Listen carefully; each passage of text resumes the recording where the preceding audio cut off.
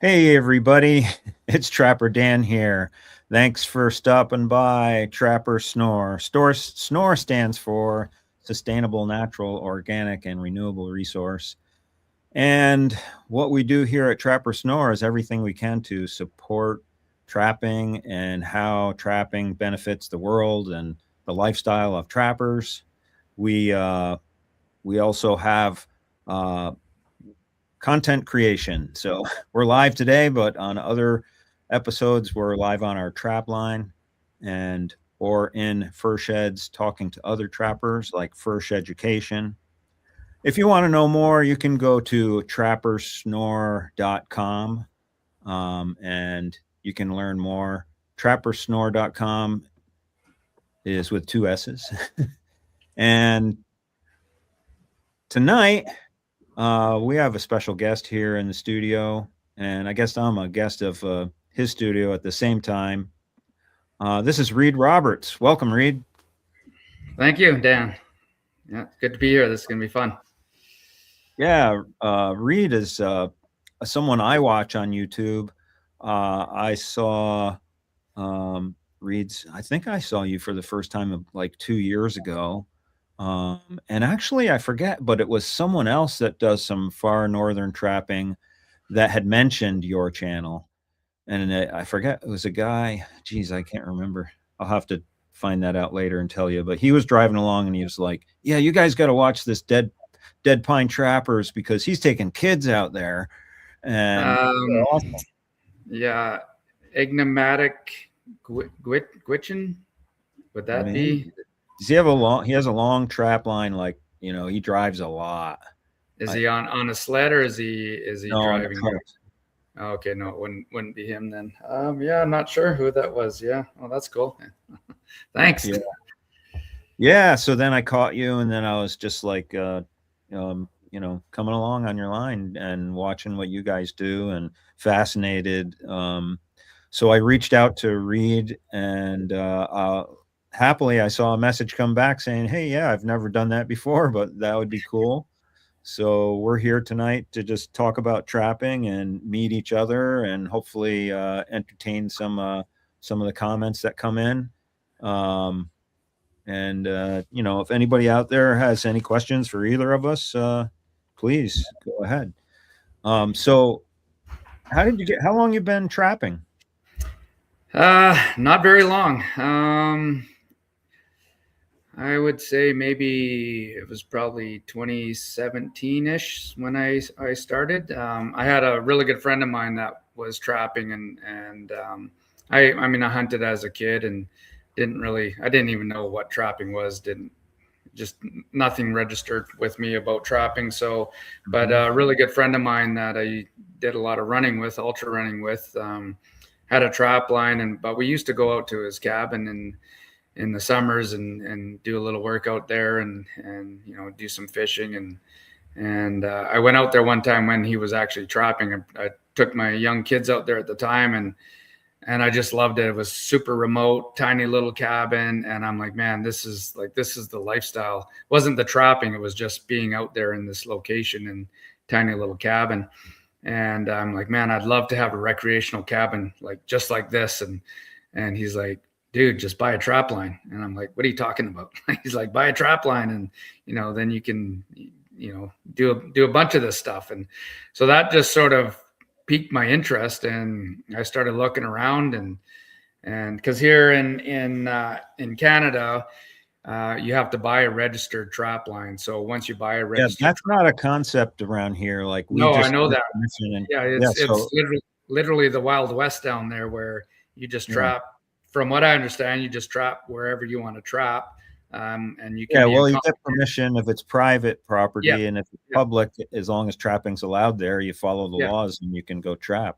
But up yeah. there, So you have to buy. You're not buying property, right? You're no, just no. buying the So rights. yeah, so that's actually where this led to is like because you're not buying the land, you buy the cabin. So I own my cabin on the trap line, but I don't own the ground underneath it. So I always tell people, like, if someone wanted to go camp right beside my cabin, there's nothing I could do about it. It's Right. We call it, well, it's public land up here. or crown land. So anybody can access it. So, but I'm the only one that can trap fur. Indigenous communities could trap in that area for ceremonial purposes, but they couldn't be trapping my trap line for financial reasons. Gotcha. Right, unless they have, again, they would have to have rights to the trap line. So yeah, so that's it. That's how it works up here. So I've got over 700 square kilometers. I can't remember. I did the math. 200 and some odd square miles. It's massive. Wow, And that's incredible. I'm the only one that can trap it. So yeah, it's that's kind of how I got into it. Wanting a remote cabin, but now it's the trapping that I'm more passionate about. So Huh. Well, you and I are definitely a lot more of the same than I thought. I also started in 2017. But also when I was, I think 8 years old, I just remember as far back as I can, my parents said to me, "What do you want to do? What do you want to be when you grow up?" And I said, "I just want to live in a cabin on a mountain in the woods." yeah, exactly. It's always been my dream. Yeah. And I get to do that sometimes. I have a cabin on a mountain right near home here that I deer hunt out of. And Jason says he's in Missouri and he put in access for state land and he has thousands of acres. That's cool. Awesome. And Ignomatic says, "Oh, is that who you Oh, were there, talking about?" Oh, yeah. He yeah, says, yeah, yeah. There he is. Oh, awesome. yeah, thanks for stopping in. Yeah. Yeah, so you're the only one that can trap there, but is this just a trail or do you have road access to the whole thing? I've got it really good actually. I've got a main Forest Service road that goes right down the middle of my trap line. Oops, there we go. Sorry, I'm bumping my table. Yeah, so and you've seen on my last couple videos there, well, even trying to get into the cabin that video came out this morning, but I had to turn around because it's not being plowed. But anyways, Mm, there's a road.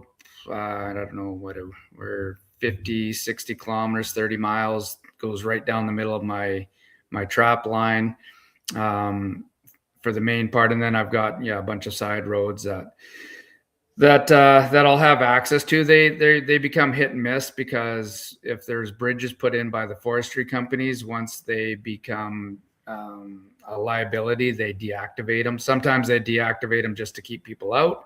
oh yeah. Sometimes they'll work It's with not a me. guarantee that you're going to have that No, road or those no, bridges. there was one area they logged this big clear cut, and it was great access for me, close to the highway, somewhere where I could get the kids into super easy. Brand new bridge put in. I went in there and set up like half a dozen boxes, and I don't know, I came back like 3 or 4 months later and the bridge was gone.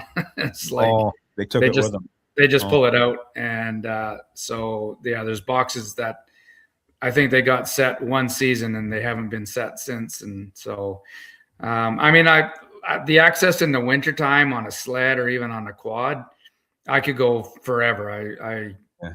It's almost unlimited, but because I'm trapping with kids, Yeah. I need vehicle access. And I Right. had one area, again, right off the highway. It was the closest road from town. So it was a spot where I used to take like full class. We take school buses down this road to a Yeah. little camp I set up. And 1 kilometer down this road, there was a bridge. And I went out there December 6th, and there was two big concrete blocks in front of this bridge. I hadn't set it because I was going to set it a little bit later in the season, because highways they agreed, they knew what I was doing with the kids, so Right. they said, we'll keep it open for you in the winter, we'll plow it for you, which was Wow. unheard of. Like, that was That is. unbelievable. And so I went out there, so I knew I could kind of rely on that, January, February, when there was too much snow. But I went out there December and they put these concrete blocks in front of the bridge and deactivated it. So they left it open where I could get my sled or a quad through there, but I Yeah. can't get there. So I'm like, that's useless for me. So Hey, Mark's Trapping and Outdoors. Just wanted to say hi to you. Thanks for stopping in. I want to back up a little because I'm like, where does a guy go to buy a trap line? Is there like a listing somewhere? And you're like, where Um, people are selling them, and yeah. There's a couple sites. So when I first started looking, I actually bought a trap line about three and a half hours from my house. So I'm in Prince George, British Columbia, and I found one that had great access, year-round access. Had a beautiful cabin on it, fairly new, wow, so it and comes with the cabin too and everything. yeah, this one does. I mean, and you can buy small trap lines. Like you can spend anywhere from these are Canadian dollars, so you can do the conversion. But $10,000 Canadian up to 100 to I've seen some $150,000 and Wow. more, depending on the size and depending on what facilities or buildings they have on them. So Right. the Holy first trap line I had two cabins. It had a really small line, basic cabin, and then one that literally you could live in if you wanted to. wow. But there was a website that sells guide outfits and fishing camps and Oh yeah. sort of more remote. They sort of specialize in that stuff, and I came across it there. But I sold that because a really good friend of mine, good family friend of mine, who was a guide outfitter, I ran into him right after I bought it, and I was all excited. I'm like, "Oh, I just bought this trap line." He's like, "Oh, we're actually thinking of selling ours," and I'm like, "Oh man, I know Wow. you're close to town," and Yeah. yeah, he's like 30 miles from town, where at the Yeah. start of it, and I'm like, "If you sell it, give me first dibs." And so he's an old timer. They only trap it, they get their quota, and then they go to Mexico for the entire winter. So they trap it for like 2 weeks. So, Wow. anyways, he sold it to me, and but they still wanted to use the cabin. So he's like, "Look, you can buy it off of us for the next 5 years. I paid 1/5 every year," Oh, and he's nice. like, "But trap it all you want." And Yeah. but I couldn't use the cabin until a couple years ago. So that's when I had access. So it's now Yeah. in my name. But so honestly, it's word of mouth for the most part. Yeah. Um, we've got a BC Trappers magazine. There's a classified section in there with a few. Yeah, you can search them, find them on Facebook, but pretty rare, to be honest.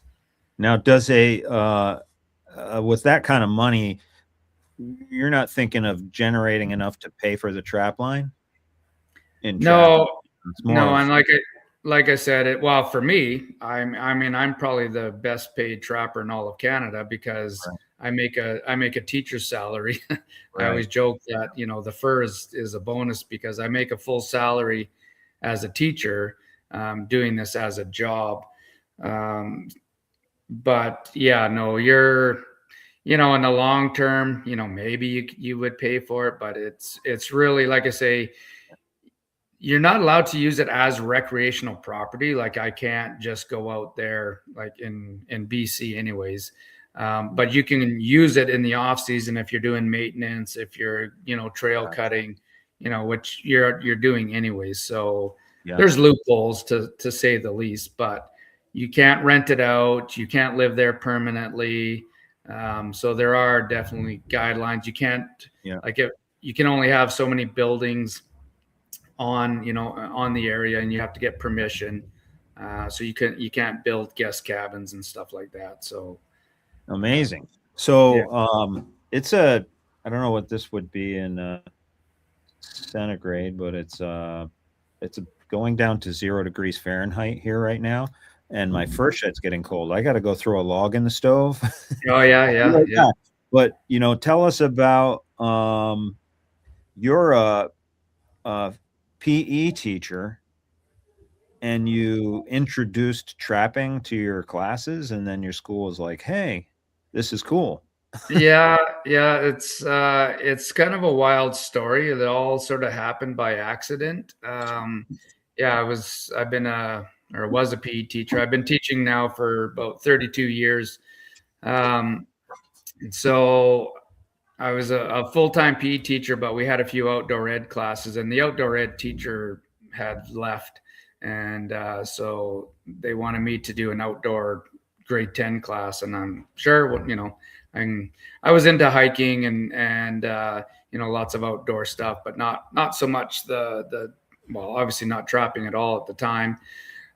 Just getting started. But I just started the trapping, and I'm like, well, this might be something kind of fun to teach in my outdoor class. But literally, we're talking about one hour a day during the school day that you have kids in a classroom trying to do outdoor education. And so you've got to be pretty creative. Yeah.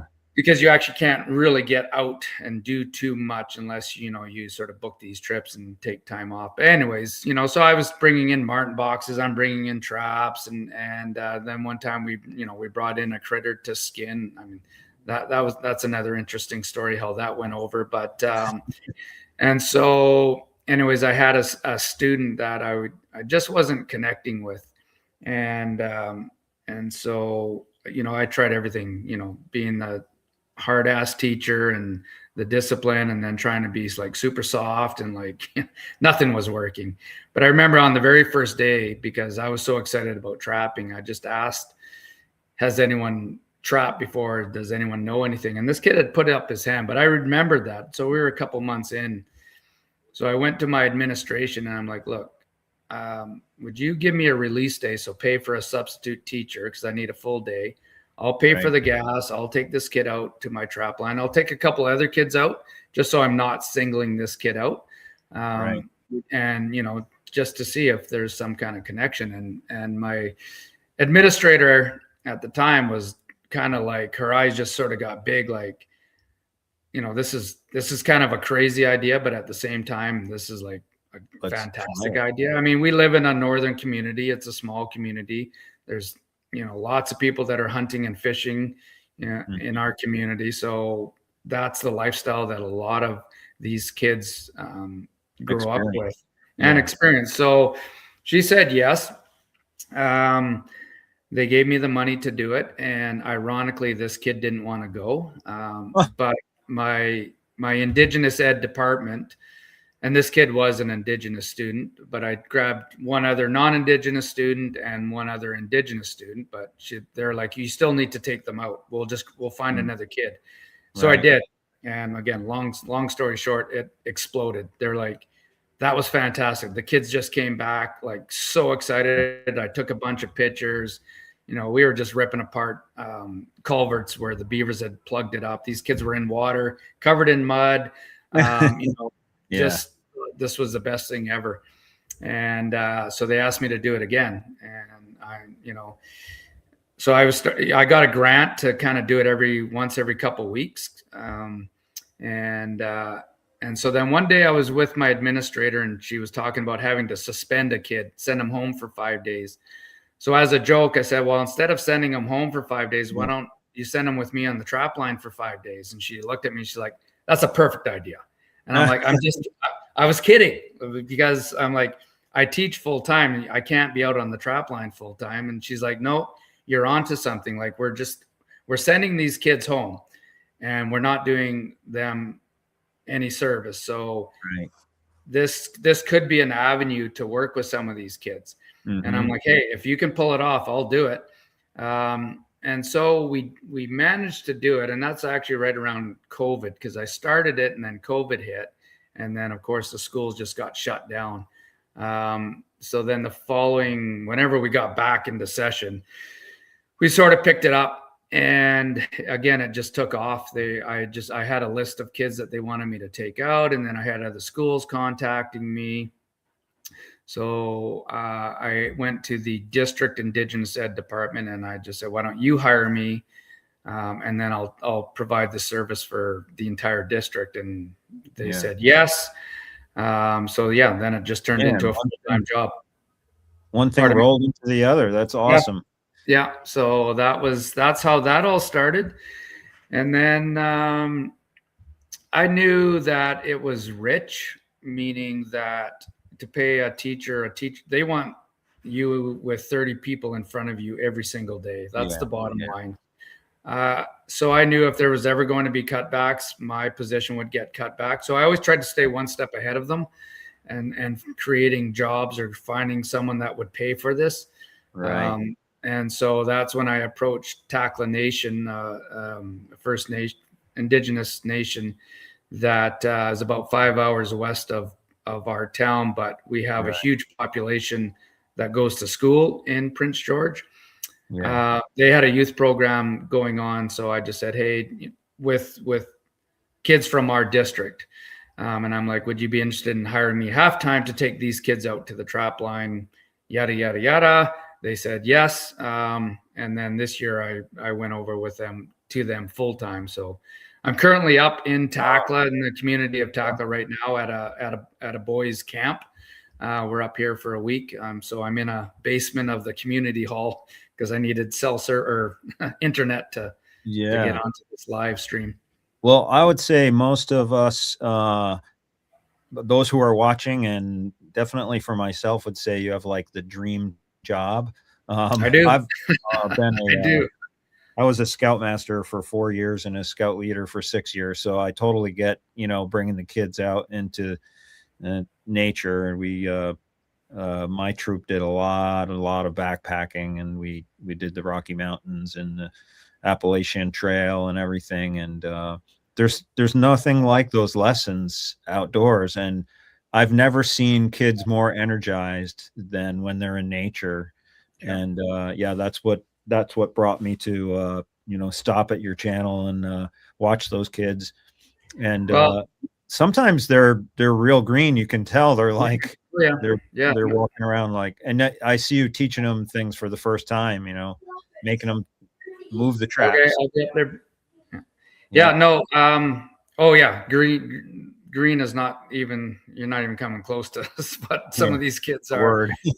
in the description. But one of the things that we found, again, as a PE teacher, I mean, I coach basketball, I coach volleyball, so uh, especially in the high school, these most kids have something. So you have something for the athletes. You got the band kids, you got drama, you got the academics, Right. but there's a core of kids that are into the hunting and the fishing and the outdoors that most schools just do not provide any opportunities. And so that those were the kids that I had kids waiting for me in the parking lot when I would pull up, and they're like, "Who's going out to the trap line today? Who's going? Can I come out? Can I come out tomorrow?" Like Yeah.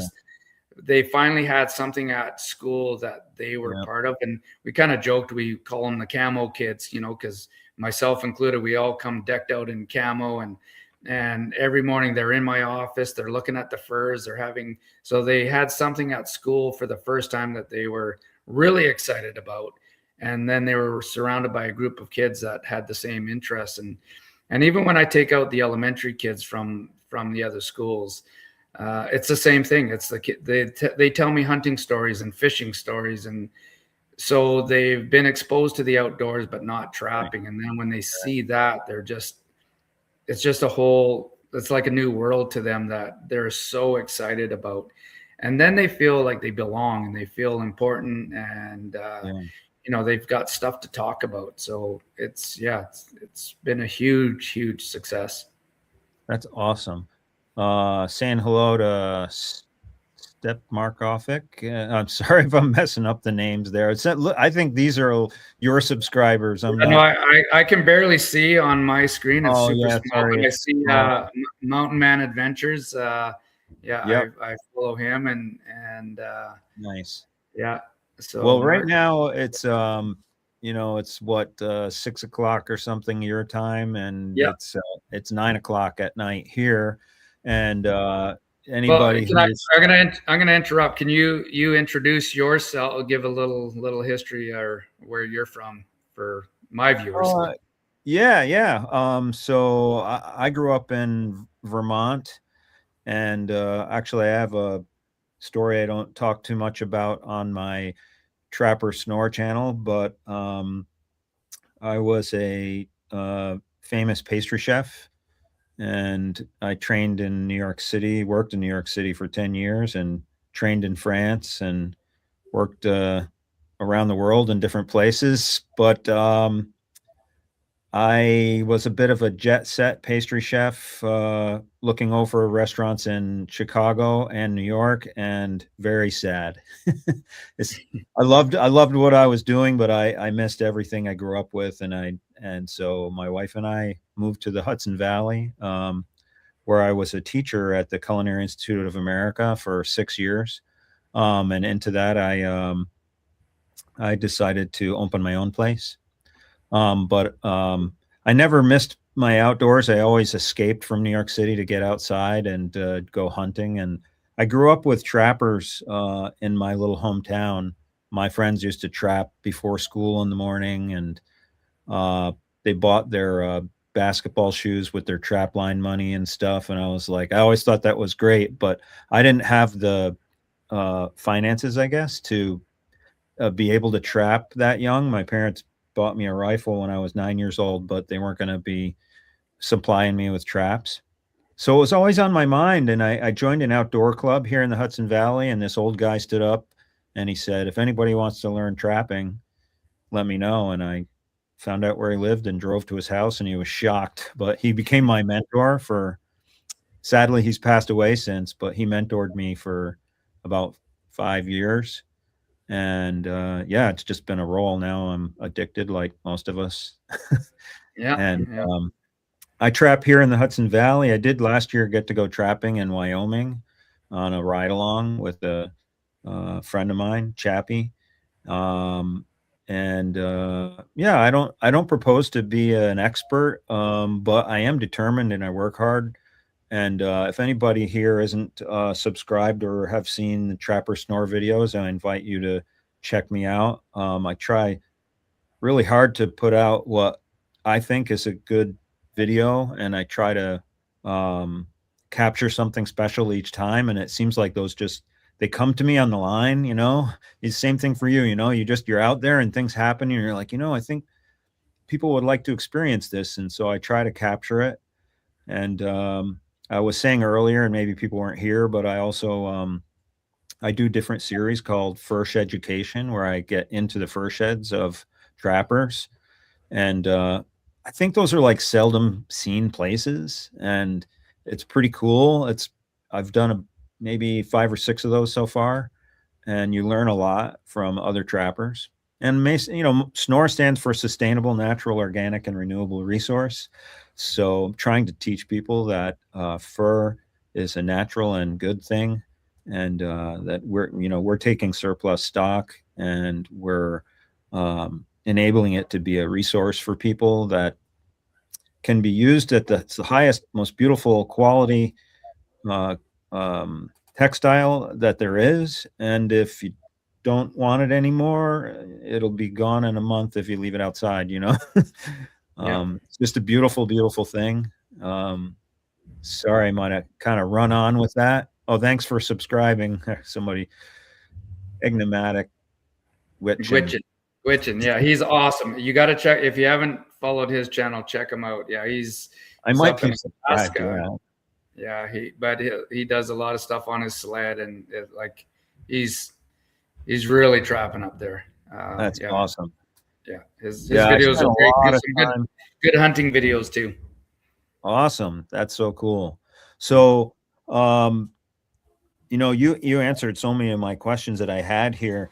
I was really infatuated with the purchasing of a trap line thing, because that's just not a concept we have here. Do you ever get to go just like on your own? Do you have a swath of time that you can trap on your own, where you're like go real hard and go like get as many marten as I can or whatever? Nope. And actually, I'm trapping less and less because my kids are getting young. Like the kids I take Okay. out are getting younger and younger. And so, yeah, currently now with the Tackle Nation students, they're grade 5 to 7 for the most part. When I was starting, I had a lot of the high school kids, and we actually we would call parents and say, "Look, we're going to be late. We're like we're staying out here and trapping because these kids loved it so much." Yeah. And the end of the school day was around 3 p.m. we'd get back at 4 p.m. or something like that, sometimes later. But with the elementary kids, they're generally done around 2:30. And now I'm picking them up from school. I'll have anywhere from 2 to 6 kids, so it could be 2 or 3 stops. We'll get out of town 10 a.m. and I've got to be back in town by 2 a.m. or 2 p.m. and it's a 45-minute drive kind of, and then you got to have a fire and hot dogs, and so you're checking half a dozen to a dozen traps. So I do miss that part where I was, I'd get out there on the weekends, and I'm looking forward to retirement here soon. And my daughter's in grade 12, my son's in grade 10. I coach them in basketball, which also basketball season starts in November and ends in the end of February. So every weekend I'm traveling with them, so I don't get out on the weekends either. So it's literally a Monday to Friday job. But there'll be times where I will, get out more, I think, in the future, which I am looking forward to. I mean, I love going out there with the kids. They're fun, but sometimes I actually over Christmas break, there was a couple videos there where I think I checked my entire line, one long day and just. I saw you running with Jasper and Pacer, running the line. Well, actually, I used that clip in the teaser for the live. That's video. Right. That was the video. That's right. So there are the odd times that I can get out there, or if I don't have a kid and I've got to get some stuff or check some stuff, I can spend a bit more time. But I'm really looking forward to getting out there on a sled or a side by side or whatever, quad, and spending time in my cabin, and then actually being like a real trapper. Nice. So we have Chasing Tails was commenting and thanking you for bringing the kids out, and he's he's actually lives in the town over that I grew up in Vermont. And one thing that you were talking about there made me think about when I was in high school, I was in the forestry program, and so half my day would be on the mountain in Killington, Vermont, and we would manage the forest, fell trees, and we had some heavy equipment, and we had a van. So it was a lot like what you did. Our teacher would just drive us out there into the mountains, and sometimes we'd be in like 2 feet of snow, and it's freezing cold. But we always tried to figure out some way to get the van stuck so that it couldn't get us back to school in time. It never worked. It never worked because he would grab the bulldozer and pull the van out, Well, I get comments from the kids quite often, like, do we have to go back already? So it's, they love it out there. Yeah, I see Enigmatic Gwichin. I always pronounce it wrong. Sorry. He just subbed to your channel. That's thank you. And there was someone from Serbia that's been following me. Wow. That's super cool. And then East Coast Cabin Fever. Nova Scotia. East Coast Cabin. Yeah, that's we follow each other and quite often chat and leave comments on each other's channel. So he's a great builder he's building a pretty cool cabin right now on his channel. So. Oh, that's awesome. I'll have to check that out. I didn't know about that one. So talking about us East Coasters, we are on the verge of like 100-year snowstorm here. My town has 11 or 12 inches coming tomorrow, and then another 8 to 12 inches overnight tomorrow, and then another inch or two on Monday. So we're looking at a couple feet of snow, which it can happen here in the Hudson Valley, but not that often. Yeah. So we are a lot of that's a question for the people watching. If there's anybody on the East here, are you guys pulling your traps? I know I have. Well, tomorrow morning will be my last morning I can check the whole line, and I'm gonna have to trip traps because I'm not gonna be able to get to them. But I'm trying to keep my ones close at home going, so you guys can tell us what you're doing. What do you do? Go ahead. Well, that's again one of my last videos. A couple videos ago was pulling a section of the line, and which is crazy because I could probably drive it now because we've not had snow. But It was over Christmas break, and I knew I was pushing my limit of when how long I could drive it. So I took a friend of mine, a really good friend of mine, his son, who loves hunting and fishing, and took him out over Christmas break, and we pulled a section of the line. But it was actually pretty easy to drive. But I always know, like, Christmas time is sort of like it's hit and miss. If I leave it for another week or two, all of a sudden we get that dump, and then I'm forced to take my sled out there. And again, just trying to find the time to do it. So I pulled it probably a little on the early side because it wasn't being plowed. And then my last video that I just posted this morning about trying to get out to my cabin was 4 days later. And all of a sudden the snow just started coming down. Sleds had gone over the road. So it was like driving through sand and mud. And I ended up turning around because it was just getting a little too sketchy by myself. But it hasn't snowed. Matter of fact, everything's melted since then. So I could probably go out there and it will be gravel in some areas. So it's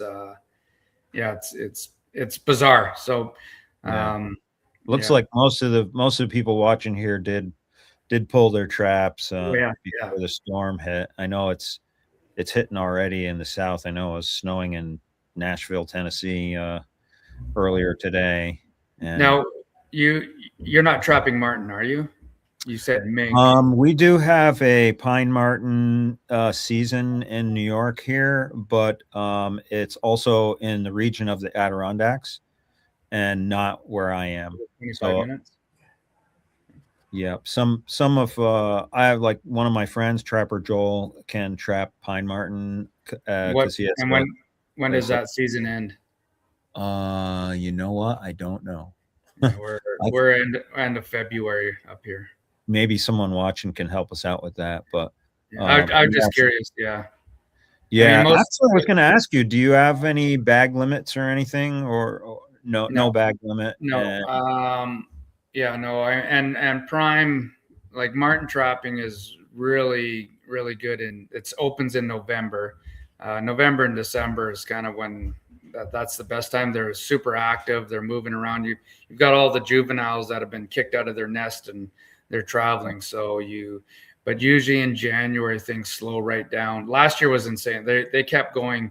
Like, I was getting marten after marten after marten right till the last day in February. I was still getting marten, and then I was seeing tracks, in March that usually in January and February it really slows down. And I've heard from some of the old timers, a lot of that is because of the cold snap. You'll get a lot of the young ones that actually don't survive in January, either through starvation or freezing to death. Right. And then a lot of people just, they pull early just to keep your breeding stock going for the following season. Right. Yeah. Now, a lot of guys here, like, we have pockets where we do really well on fisher. I mean, I know a couple trappers who do, they'll get 50 to 100 fisher just north of me. But where I am, where we don't have the fisher here, do you find that fisher and pine marten don't cohabitate? No. So it's really interesting because right in my not BC, you've got all the different sort of sub-regions, like the hunting, what do they call them? MUs. Anyways, yeah. So in our region where I'm located, we're not allowed to keep fisher. Now there's other areas in BC you can keep fisher. They blue listed them in our region. I even had I was working with an ecologist that doing a fisher study. I've got so many fisher on my line.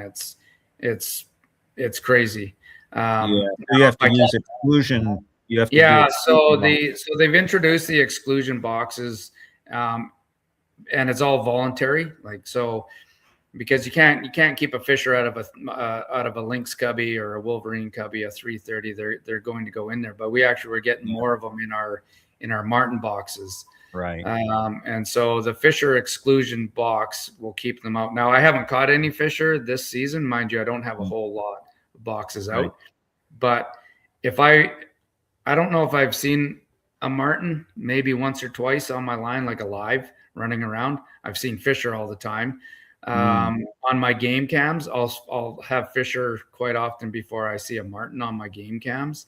wow. Same areas, all the areas where they told me are prime Huh. Fisher habitat, and areas that aren't, I get them all over the place. So they're living together there then. Oh, for 100%, they're living together. Yeah.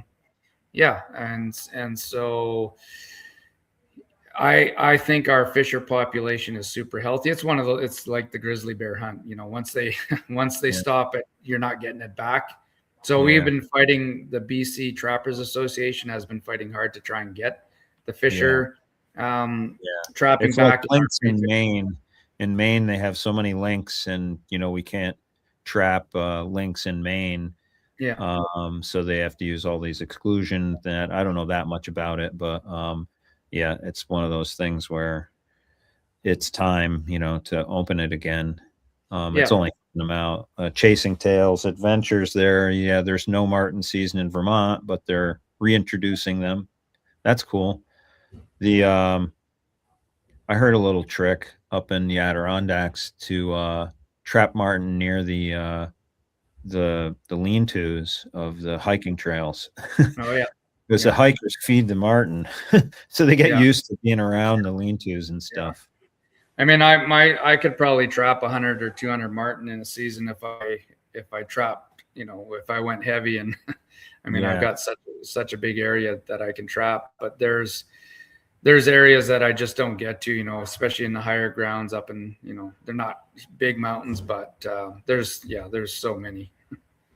now when the kids get they're skinning, are they putting up the fur too? Is like a kid able to go through the whole process of catching something, skinning it, and putting it up? Yeah, I mostly do that with beavers. Like we go into the time I Oh, did it. It was froze up a little. yeah, a little froze there. Are we good? You're back now. Yeah, actually, PA Trapper Steve had the same question. Do you teach the kids fur handling? Yeah. Yeah, so we, matter of fact, up here with my tackle students, we just skinned a beaver yesterday. But I'll take a beaver into an elementary class, and like again, there's now you've got kids that are not, they're not even wanting to go out to the trap line, but a lot of them are like, this is disgusting, that's terrible, I don't want to have anything to do with it. And 30 minutes later they got blue gloves and a knife in their hand, and they're skinning away because they're like, this is the coolest thing I've ever done. Yeah, I've taken beavers into a they got science class. awakened. Yeah, yeah, they just, once they start doing it, they realize, it's not as bad as they think. A lot of kids think you're gutting it, which you're not. Right. But we have taken beavers into science classes and did them, and you blow up the lungs. The science teacher pulls all the organs out, and the kids just think that's fantastic because Yeah. it's not this Eats a formaldehyde. bullfrog. Yeah, or the fetal pigs and the eyeballs and that they do that. So yeah, we do a lot of that in the schools. And then again, beavers are so easy to skin, and you really can't screw them up. I'll do around the eyes and the ears, but I've had a couple students that became really, really good students that I never thought would be really interested in the skinning part. Matter of fact, I had one girl, she graduated, and I paid her, I skinned out a coyote and a wolverine, and I wanted to do the paws and the ears and whatnot. And I just didn't have I'm like, look, I'll pay you $100 a critter just to, you do the ears and the paws for me. And so she did that. Like she was so meticulous, working Wow. with an X-Acto knife. Natural. Yeah. And so she just loved it. So I've got a few kids that have got to that point. But every kid does a beaver. I'll give them squirrels. Oh, I'll give that's them awesome. weasels because they're not worth anything. I don't care if they butcher them. I'll give, I donate a lot of my fur anyways. I'll donate a lot of it to the Tackling Nation, where they'll send it off. That's what I was going to ask next. So do they take the furs, or do you sell the fur and give no, I'll sell the marten because they're, they're easy to skin. They're worth, $50 to $100 Canadian right now. So you make some decent money. Yeah. The wolves, I'll quite often I'll donate the wolves, or I'll keep them and I'll do some home tanning with them. Lynx, I've done the same thing. But every beaver, every otter, I'll give to Tackla Nation, and Yeah. they'll send it off and get it tanned. And it was funny when I started working for Tackla Nation. When I was talking to my boss, he's like, we go on these road trips across BC, and every nation that we drive through, we present gifts, and we've been presenting them with these beaver hides. And I started to laugh, and I'm like, well, you know where those beaver hides came from? Because I was there's a guide outfitter that that runs out of Tackla Nation. He's a German guy that I connected with prior to all this. And he asked me, he's like, can I buy some beaver hides off you? And I'm like, no, but you can have them if you want. And he's helped me out with some stuff. So I'm like, I'll just give you everything, so he was the one sending them off. And then they were the ones that giving them out as gifts. And so it's like it's come full circle where, I was the one providing them with the fur, but now the Tackla kids are actually the ones harvesting the fur on my line. Yeah. And then we're up here in Tackla, and we're running a trap line. We set some marten boxes up the other day that, again, whatever we catch up here will stay with the nation, and the kids will skin it. Well, a lot of these kids are now learning something from you that's part of their own heritage, right? Yep. And we've got an elder that comes out with us even today. And this will be a video coming up.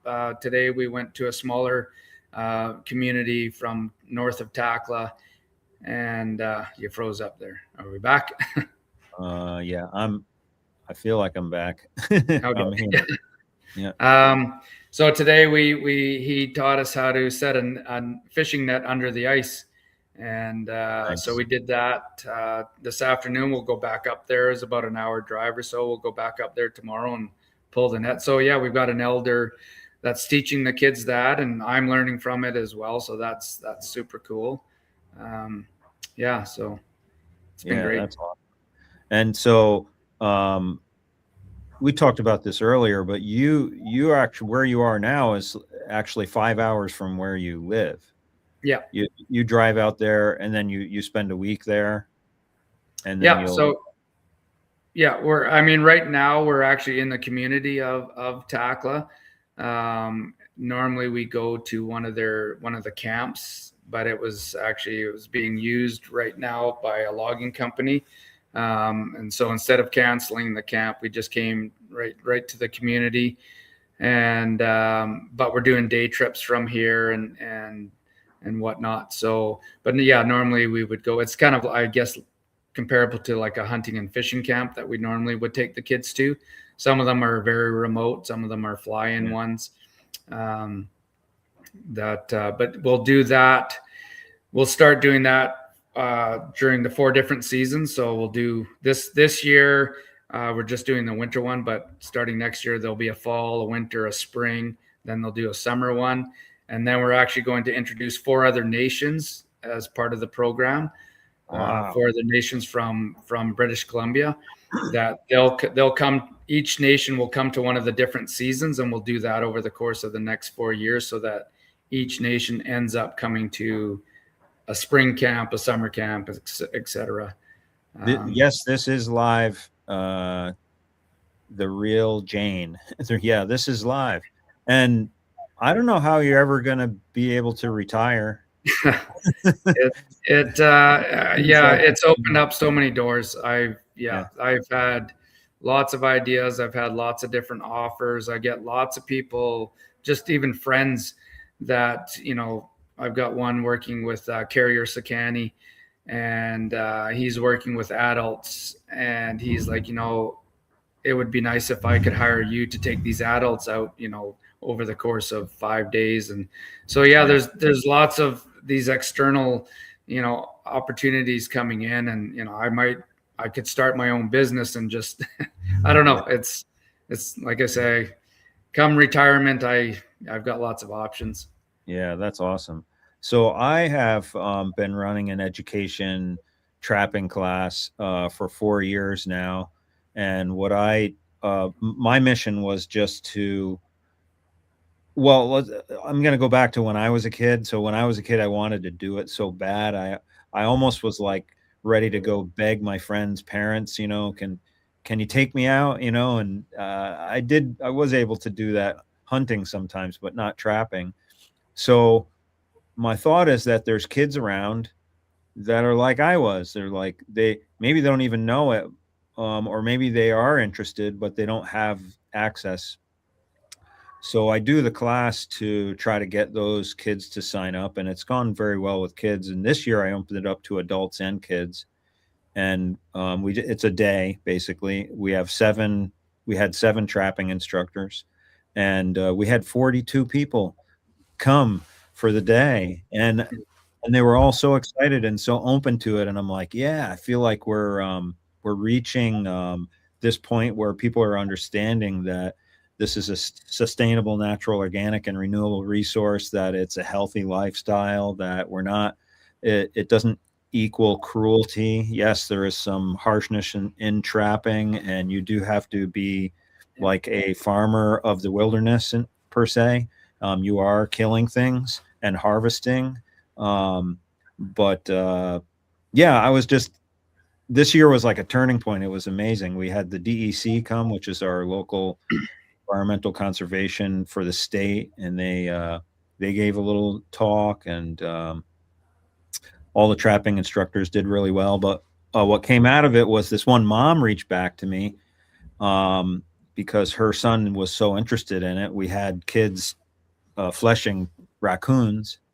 And so I just said, hey, when I set up my beaver line in a few weeks, if it ever thaws here, he can come with me and we'll go beaver trapping.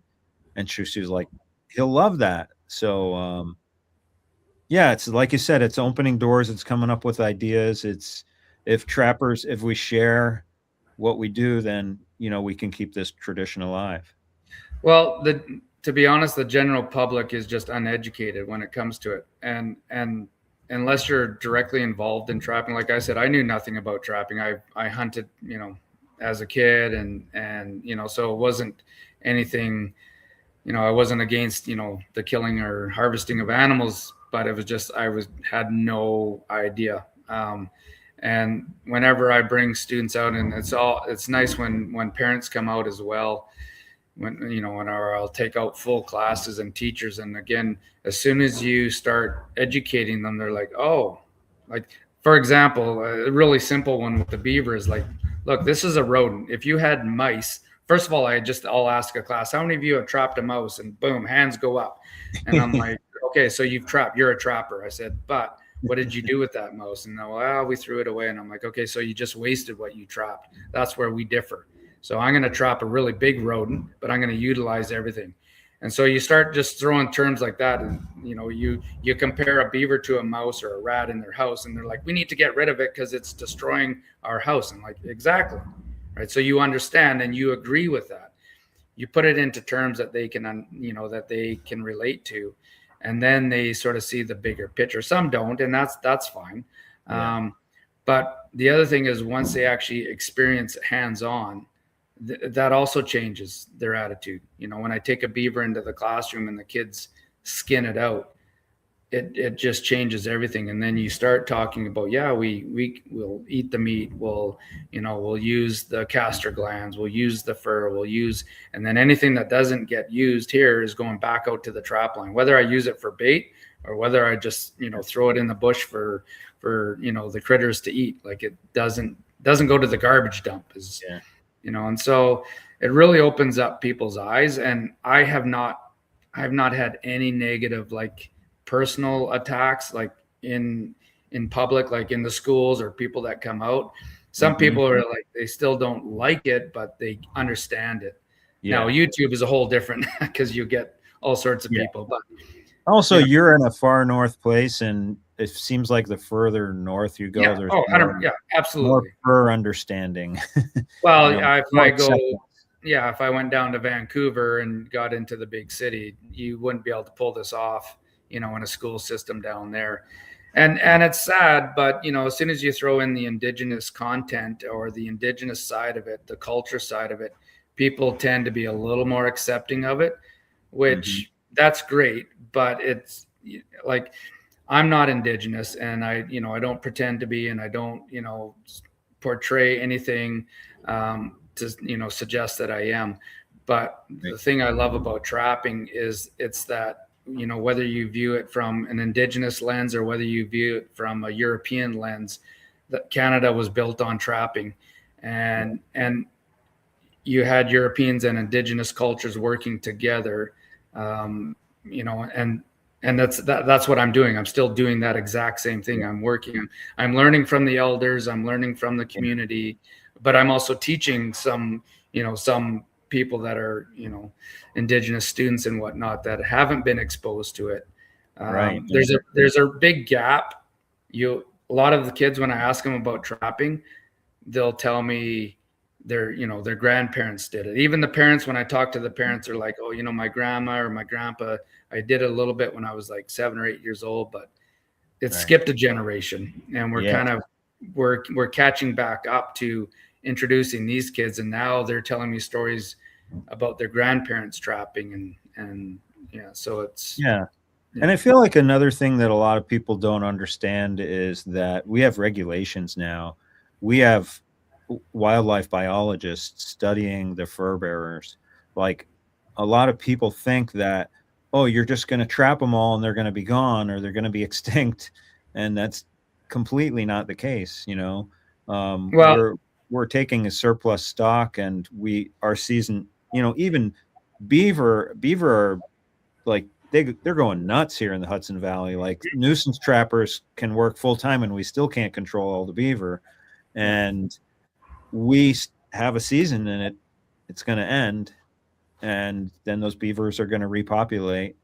Yeah, Uh, and another pair will come in and take over. Like, I see it all the time where, like, I'm trapping right along the edge of roads. You know, Again, I've got so much water. I could trap thousands of beavers if I wanted to, if I really wanted to get out there.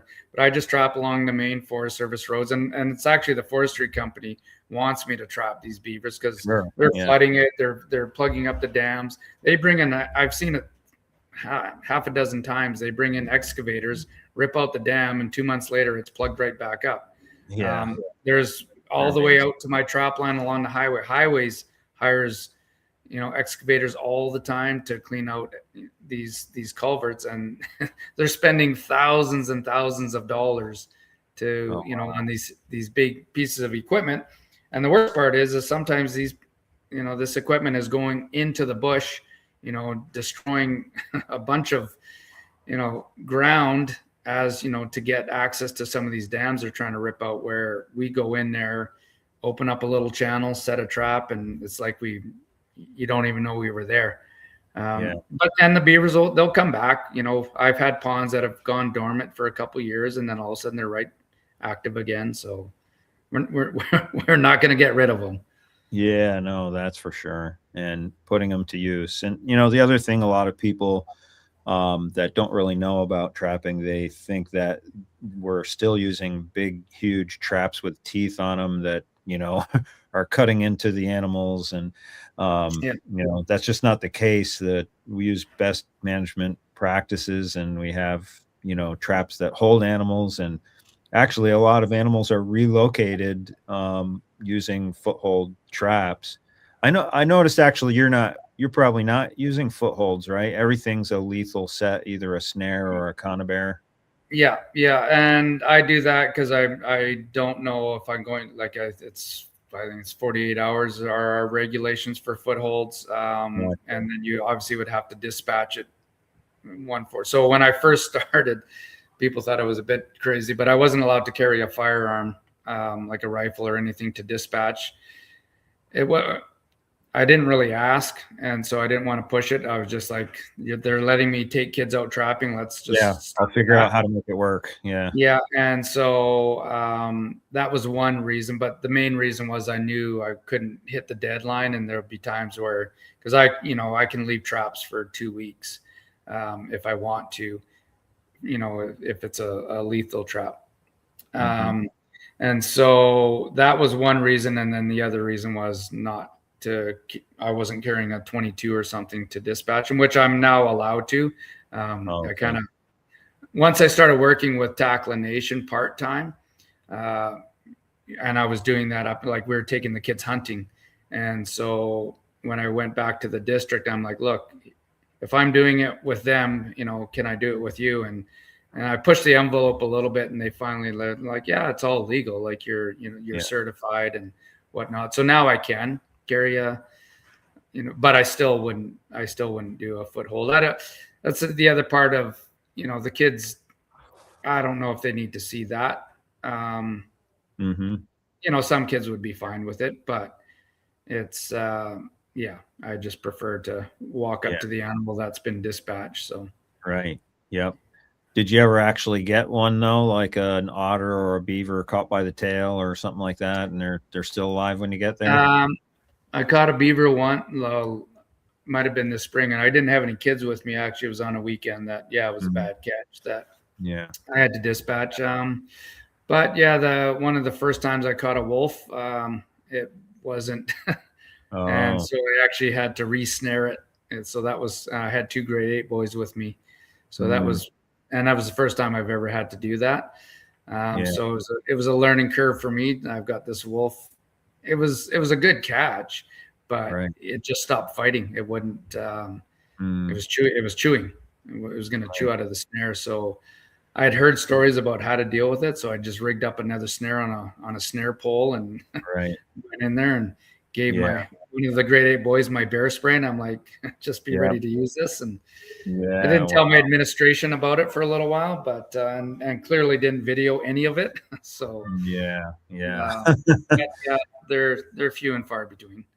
So are you targeting wolves every season out there? You have spots where you're Yeah, this year I think I only had like 3 or 4 snares out, like not very many.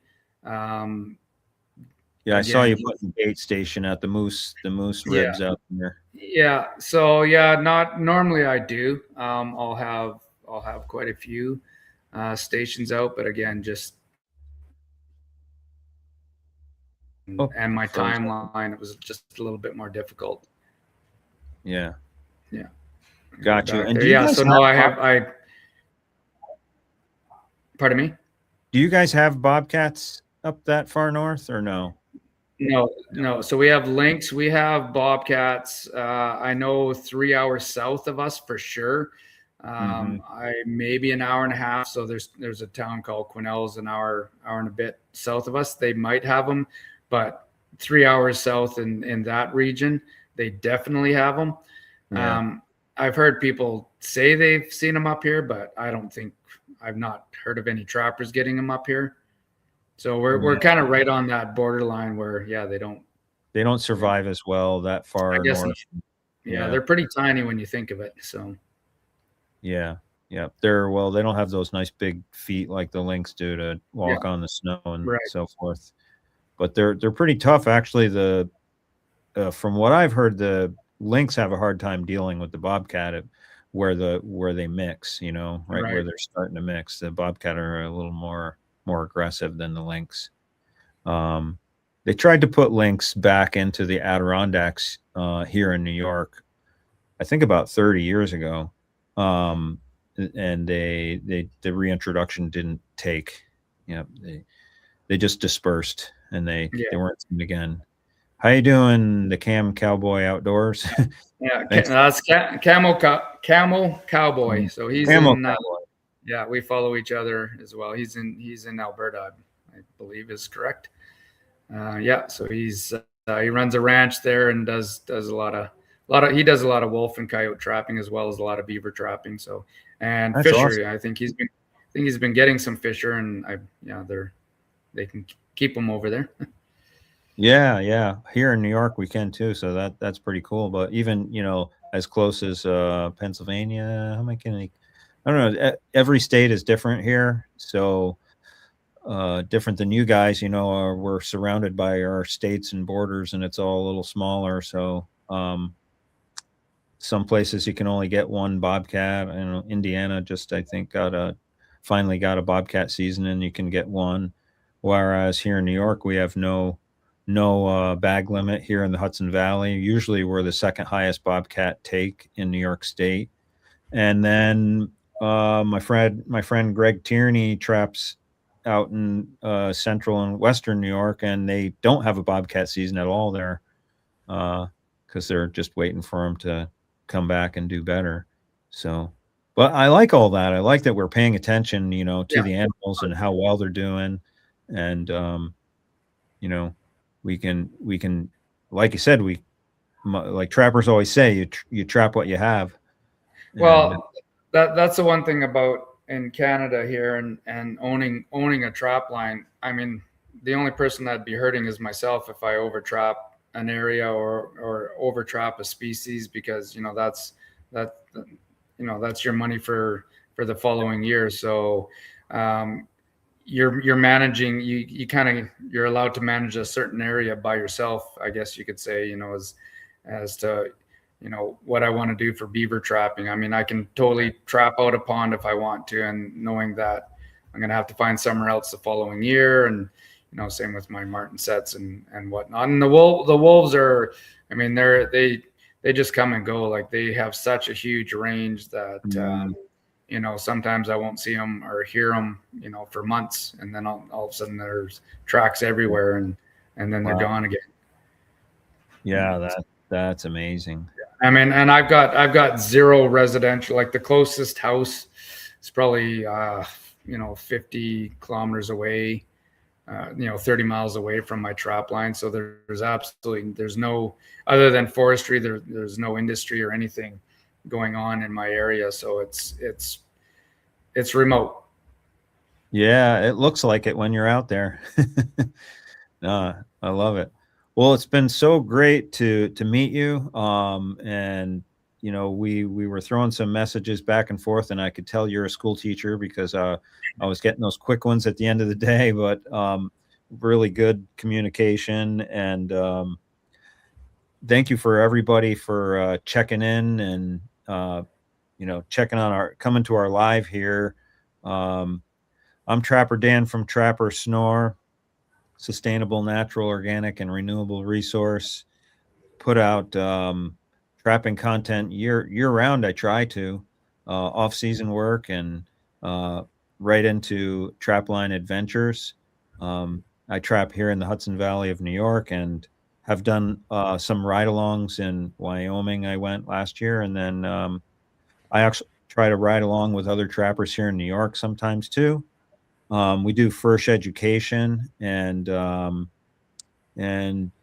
get out to conventions and try to get to fur sales and just about everything trapping. And Reid, it's been, I feel like asking you if I could be your assistant teacher some season. Come out and you need an assistant.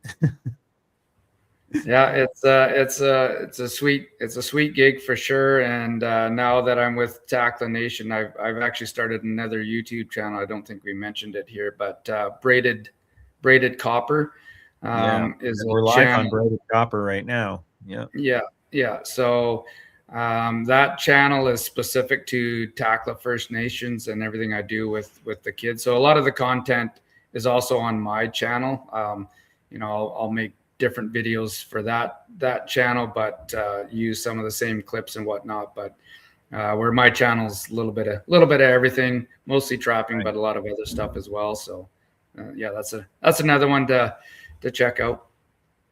Yeah, awesome. If you came here because you were subscribing to Trapper Snore where we're live, please subscribe to Reid's channels. And likewise, if you know Reid and you'd like to check me out, I already see that I got a couple subscribers just from this YouTube live, and that's Yeah, good. awesome, guys. The Yeah. the way that works is obviously you probably know, but it tells the YouTube algorithm that this is good stuff to put out there, and the more you get subscribers, the more your videos get exposed to more people, And And I've done quite a few videos where I've given plugs, over the years to small channels, especially ones that, they're under 1,000 subscribers. And I every time I find one, I subscribe to it, because a good message is, like you say, the more support that we give each other, it's showing that this is content that people want to see. Certain people want to see, obviously, and that's good. I mean, we're just helping each other out. yeah, awesome. Well, I gotta go check on where the storm is and Yeah, what's going to happen with us tomorrow. I closed everything down, but gotta just make sure we're totally ready. And thanks for everybody for hanging out with us. Maybe we can do this again in the future. If you ever come to the East Coast, Reid, make sure you send me a message, because I'd love to host you around here, or if you do a family trip or something. absolutely. And yeah, I'll be hopefully retiring in a few years too, and I'm gonna take my camper out your way. So Yeah. maybe looking you up. Absolutely. Yeah. I can show you some pretty fun country. Well, be safe with the kids, and good luck with the rest of your season. And everyone else who's watching, we wish you the best with your trap lines if you're a trapper. And also be safe in this storm if you're in it, where I guess 280 million of us are. And we'll catch you guys next time.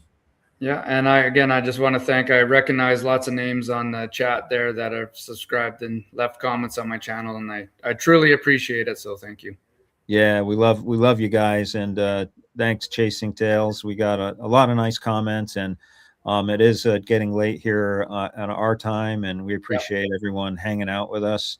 Whereas you could be off doing something else exciting, you're right here listening to us crazy trappers.